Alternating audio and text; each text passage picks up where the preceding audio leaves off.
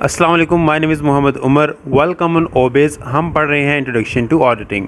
आज की क्लास में हम ऑडिट की डेफिनेशन के बारे में बात करेंगे, उसके जितने भी पार्ट्स हैं उसको एक्सप्लेन करेंगे। उसके साथ साथ हम देखेंगे true and fair presentation of financial reporting क्या होता है, और उसके साथ साथ हम ये भी देखेंगे कि अगर कंपनी के एम्प्लॉई को ऑडिट करवाया जाए तो क्या मसाइल हमारे सामने आते हैं। तो चलें स्टार्ट करते हैं।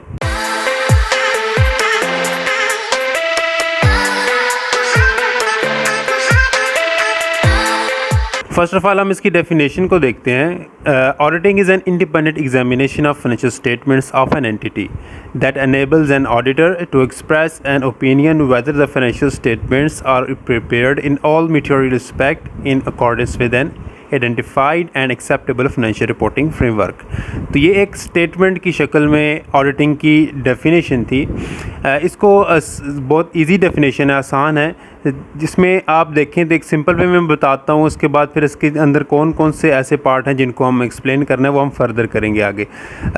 यहाँ पे सिर्फ इतनी बात की गई है कि जो ऑडिटिंग में जो ऑडिटर होता है वो इंडिपेंडेंट एग्जामिनेशन करता है फाइनेंशियल स्टेटमेंट्स का किसी भी एंटिटी की। उसके बाद फिर वो इस काबिल हो जाता है कि वो अपना ओपिनियन दे सके उसके ऊपर कि ये जो फाइनेंशियल स्टेटमेंट्स हैं वो जो बनाई गई हैं वो जो identified acceptable financial reporting framework है, इसके ऊपर भी हम डिटेल में बात करेंगे, इनके मुताबिक बनाई गई हैं। बस उसका ओपिनियन ये होता है कि जो स्टैंडर्ड्स हैं, स्टैंडर्ड्स के मुताबिक, लोकल लेजिस्लेशंस के मुताबिक जो है हमारी फाइनेंशियल रिपोर्टिंग की गई है वो इसके ऊपर अपना ओपिनियन दे देता है। तो इसको कहते हैं ऑडिटिंग। इसे हम आगे डिटेल में देखते हैं, एक एक चीज़ को देखते हैं और हमें समझ आ जाएगी।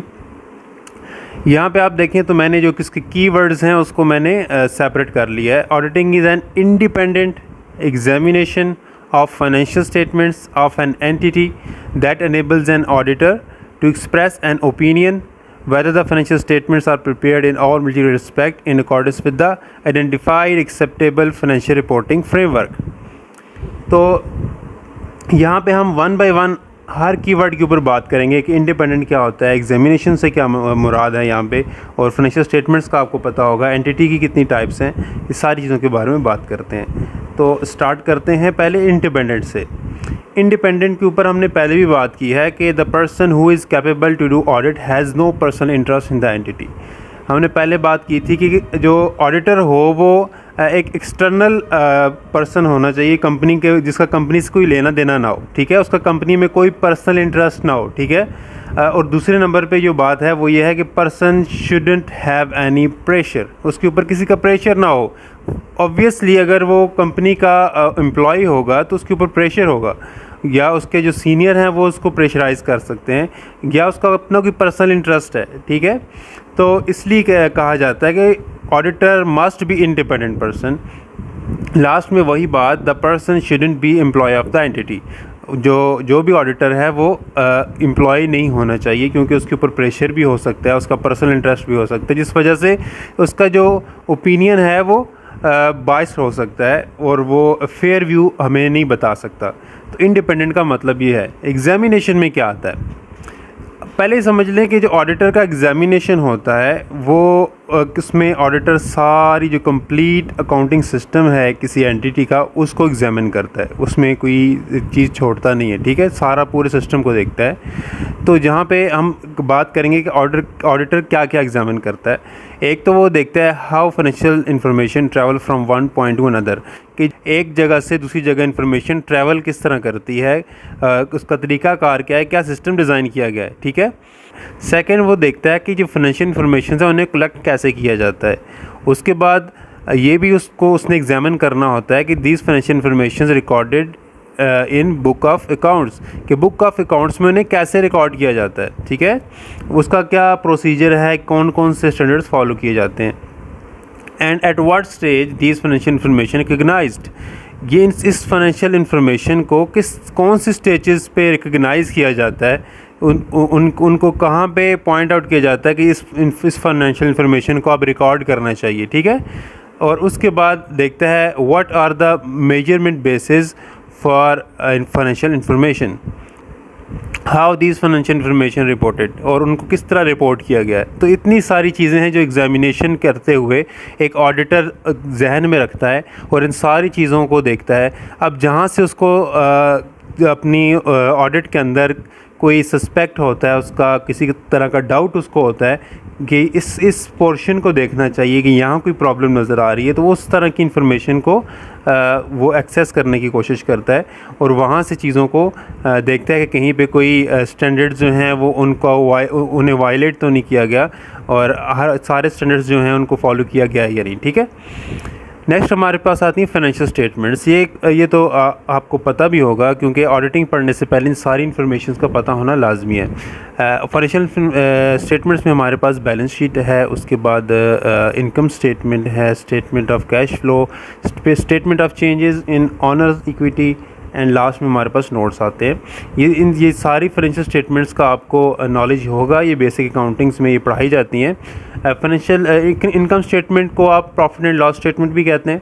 उसके अलावा जो statement of changes in honours equity है, ये हमारी retained earning, statement of retained earning भी इसको कहते हैं, जिसमें वो मेंशन की जाती है कि कितना रिटेन्ड अर्निंग में चेंजेस आ रही हैं और नोट्स में कैलकुलेशंस होती हैं अकाउंट्स की। ठीक है, और इस तरह ये सारी स्टेटमेंट्स जो होती हैं फाइनेंशियल स्टेटमेंट्स, इनको एग्जामिन किया जाता है कि आया कि इनमें स्टैंडर्ड्स फॉलो हो रही हैं या नहीं।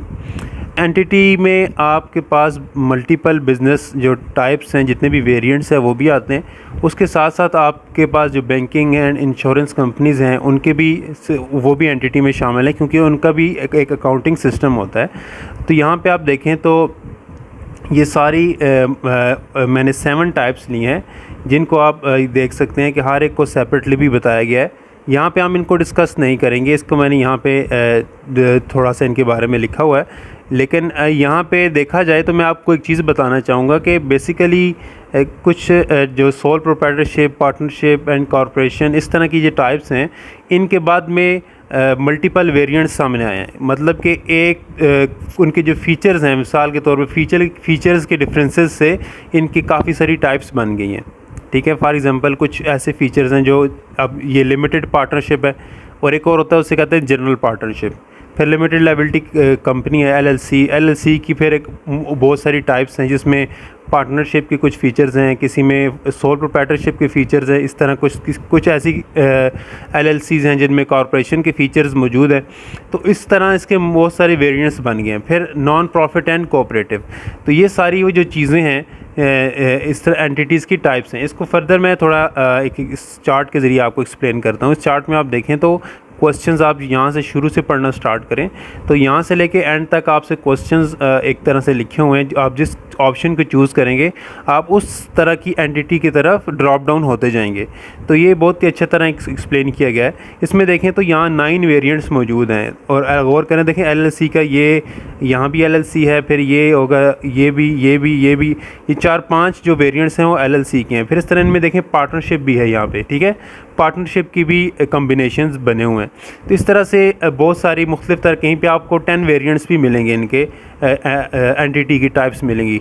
तो जितनी भी टाइप्स हैं इन सब को कंसिडर किया जाता है। मोस्टली ये होता है कि जो पब्लिक लिमिटेड और प्राइवेट लिमिटेड कंपनी होती है वहाँ पे ऑडिट का काम ज़्यादा होता है।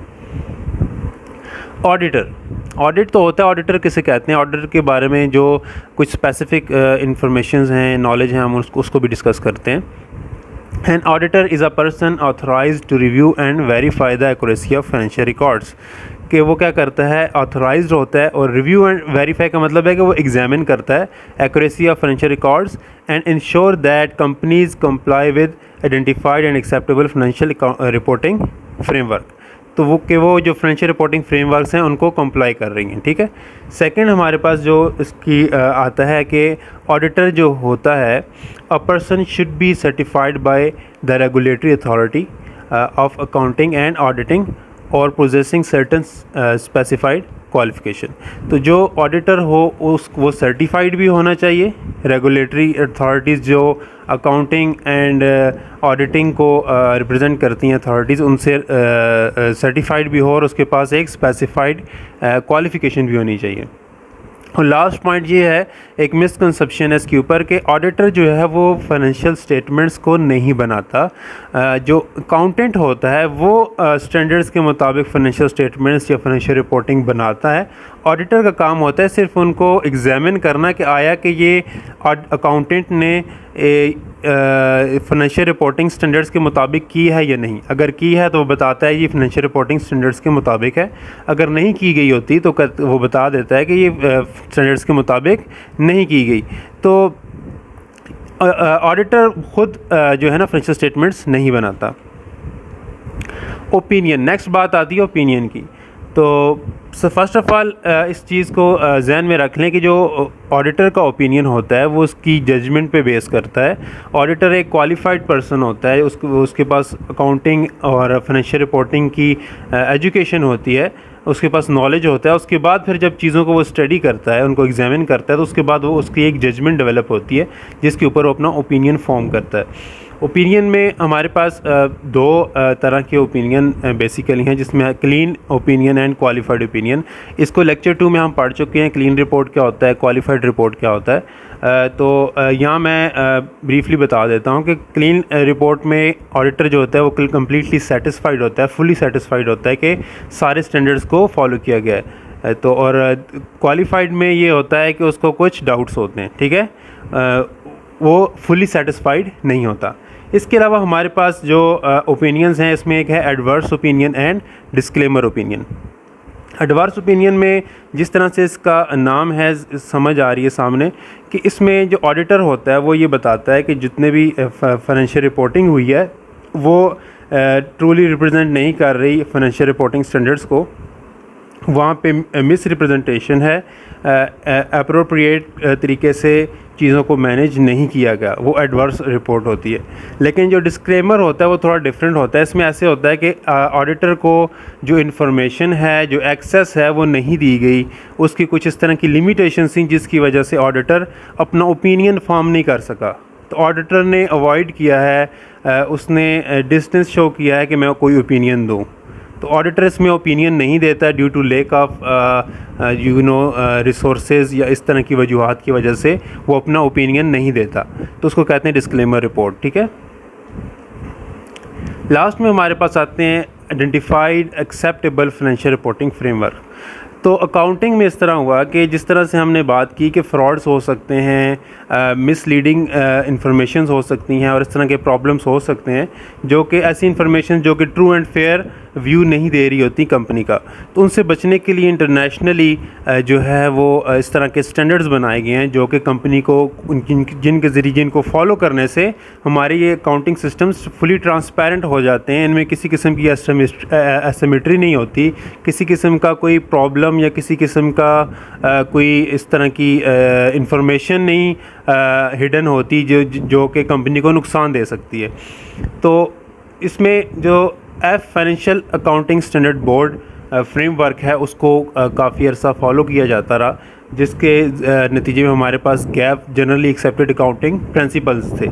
इन प्रिंसिपल्स को कंपनीज़ फॉलो करती थी ताकि फ्रॉड्स को अवॉइड किया जाए, किसी किस्म की जो फेक या इस तरह की इंफॉर्मेशन है जो मैनिपुलेशन को अवॉइड किया जाए कंपनीज़ के अंदर। वक्त के साथ साथ चीज़ें डेवलप होती गई, फिर international accounting standard board framework सामने आया, उसके ज़रिए अब जो कंपनीज़ हैं वो इंटरनेशनल अकाउंटिंग स्टैंडर्ड बोर्ड को फॉलो करती हैं। इसमें जो हमारे पास है IFRS international financial reporting standards हैं जो कि कंपनीज़ के लिए लाजमी होते हैं, जिनको कंपनीज़ फॉलो करती हैं और यही रिक्वायरमेंट होते हैं कंपनीज़ की कि कंपनीज़ इनको फॉलो करें। इंटरनेशनली पूरी दुनिया के जितने भी अकाउंटिंग सिस्टम है सारे IFRS फॉलो करते हैं, ठीक है। तो इनमें क्या क्या रिपोर्टिंग स्टैंडर्ड्स हैं, इनमें बताया जाता है कि किस तरह से आपने अकाउंट्स को रिकग्नाइज़ करना है, किस तरह से आप जो मैंने आपको बातें बताई थी ना एग्जामिनेशन किस तरह किया जाता है, किन चीज़ों को देखा जाता है, उन सब चीज़ों के हवाले से यहाँ पे स्टैंडर्ड्स मौजूद होते हैं। तो इसके साथ आगे देखें तो जो लोकल लेजिस्लेशंस और प्रोनाउंसमेंट होती हैं वो भी बहुत इंपॉर्टेंट होती हैं टैक्स के पर्पज़ से। गवर्नमेंट ऑडिटर्स भी होते हैं बाज़ औक़ात, वो देखते हैं कंपनी कुछ मैनिपुलेशन करके अपना टैक्स तो बचाने की कोशिश नहीं कर रही, गवर्नमेंट को कोई अपना फेक जो है वो या मैनिपुलेटेड स्टेटमेंट्स तो नहीं शो कर रही, तो लोकल लेजिस्लेशन को भी फॉलो करना होता है। वो कंट्री स्पेसिफिक होती हैं जो गवर्नमेंट्स की तरफ से होती हैं, ठीक है। इसके बाद हम डेफिनेशन पे दोबारा आते हैं, अभी आपको ज़्यादा सही तरह समझ आएगी। Auditing is an independent examination of financial statements of an entity that enables an auditor to express an opinion whether the financial statements are prepared in all material respects in accordance with an identified acceptable financial reporting framework।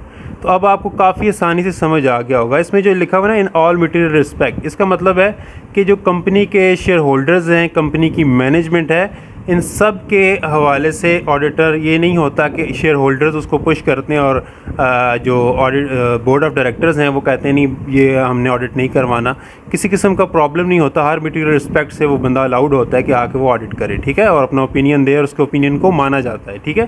तो ये एक बहुत ही आसान और एक comprehensive definition थी जिसमें हमने इन सब चीज़ों को डिस्कस भी किया और समझा भी। मैंने आपसे कहा था हम देखेंगे ट्रू एंड फेयर क्या होता है, ट्रू एंड फेयर रिप्रेजेंटेशन, ये ट्रू एंड फेयर व्यू क्या होता है। The true and fair presentation means that financial statements are prepared and presented in accordance with the requirement of applicable international financial reporting standards IFRS and local pronouncement legislation। जिस तरह मैंने आपको पहले बताया कि आजकल IFRS को ही फॉलो किया जाता है, तो हम जब हमारी फाइनेंशियल रिपोर्टिंग जो है वो IFRS की रिक्वायरमेंट्स के मुताबिक काम कर रही है, IFRS के सारे स्टैंडर्ड्स को फॉलो कर रही है, उसके साथ साथ लोकल जो प्रोनाउंसमेंट हैं उनको भी फॉलो किया जा रहा है। तो इसका मतलब है कि हमारे जो फाइनेंशियल स्टेटमेंट्स हैं वो ट्रू एंड फेयर प्रेजेंटेशन दे रहे हैं, ठीक है। और ऑडिटर भी यही चेक करता है कि इंटरनेशनल स्टैंडर्ड्स फॉलो किए गए हैं या नहीं किए गए, ठीक है। लास्ट में हम बात करेंगे कि what if there will be internal auditor. Internal auditor अगर हायर कर लिया जाए, देखेंगे एक्सटर्नल ऑडिटर पे आपको एक्स्ट्रा उसको पैसे भी देने पड़ेंगे, उसका ठीक ठाक एक्सपेंस होगा। उसके बाद फिर आपके इंटरनल ऑडिटर जो है उसकी आपको जो तनख्वाह दे रहे हैं उसी तनख्वाह के ऊपर आपको काम कर देगा, ठीक है। तो what if there will be internal audit, ठीक है। अगर जहाँ पे हमें एक्सटर्नल की ज़रूरत है वहाँ पे हम इंटरनल करवाएंगे तो क्या होगा कि इट कैन कंटेन एरर्स उसमें आ सकते हैं, क्योंकि हमने बात की थी कि आप तीन बातें जहन में रखें। एक तो अगर कंपनी का एम्प्लॉय होगा, दूसरा उसके ऊपर प्रेशर होगा, तीसरा वो उसका पर्सनल इंटरेस्ट होगा। तो इन्फॉर्मेशन या जो आपको ओपिनियन मिलेगा ऑडिटर का वो किस पे बेस करेगा, बायस पे बेस करेगा। वो आपको कभी फेयर या ट्रू ओपिनियन नहीं मिल सकता। तो उसको कंसिडर करते हुए अगर आप ये एरर्स देखेंगे कि क्या प्रॉब्लम हो सकते हैं, तो लाजमी बात है उसमें पहला ये आएगा कि उसमें एरर्स आएंगे। दूसरे नंबर पे नॉट डिस्क्लोज फ्रॉड, उसमें फ्रॉड डिस्क्लोज नहीं होगा, क्योंकि हो सकता है उसका जो अकाउंटेंट है या मैनेजर है उसका दोस्त हो, उसके ताल्लुकात हो या उसके ऊपर प्रेशर हो, ठीक है। नेक्स्ट बी एडवर्डेंटली मिसलीडिंग, हो सकता है वो नादानिस्ता तौर पर मतलब अनइंटेंशनली उससे मिसलीडिंग हो जाए, या वो डेलिब्रेटली जानबूझकर चीज़ों को ख़राब करे, बताए या उसको गलत डायरेक्शन में चला जाए। और उसके अलावा ये हो सकता है fail to disclose relevant information and fail to confirm regulation. तो वो इन चीज़ों को नहीं कर सकेगा जब उसके ऊपर प्रेशर भी होगा, वो एम्प्लॉय है, उसका पर्सनल इंटरेस्ट भी मौजूद है। तो ये मसाइल होते हैं जो फेस किए जाते हैं। तो यहाँ तक हमने इसकी डेफिनेशन भी देख ली, ट्रू एंड फेयर पिक्चर भी देख ली, और इसके अलावा देख लिया क्या प्रॉब्लम्स हो सकते हैं अगर हम इंटरनल ऑडिटर को हायर करेंगे। तो यहाँ हमारा लेक्चर एंड होता है। थैंक्स फॉर वॉचिंग, मिलते हैं नेक्स्ट वीडियो में।